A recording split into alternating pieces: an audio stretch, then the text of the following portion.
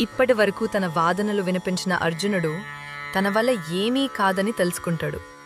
తన బుద్ధి పనిచేయడం లేదని, కర్తవ్యం ఏంటో తెలియడం లేదని అంగీకరిస్తూ కృష్ణుణ్ణి గురువుగా స్వీకరించి తనను దారి చూపమని వేడుకునే సందర్భం ఇది. కార్పణ్యదోషోపహత స్వభావః పృచ్ఛామి త్వాం ధర్మ సమ్మూఢచేతాః యచ్ఛ్రేయః స్యాన్నిశ్చితం బ్రూహి తన్మే శిష్యస్తేహం సాధి మాం త్వాం ప్రపన్నం.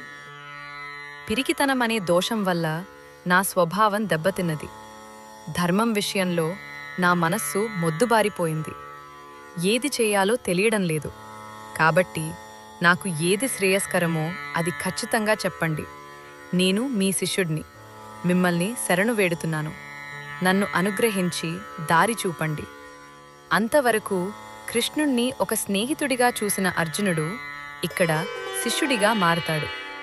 మనం ఎప్పుడైతే ఒకరిని గురువుగా అంగీకరిస్తామో అప్పుడే జ్ఞానం మనలోకి ప్రవేశిస్తుంది.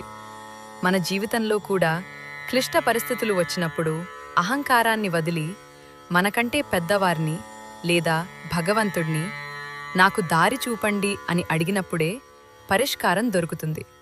అర్జునుడు ఇక్కడ తనకు నచ్చినది అడగలేదు.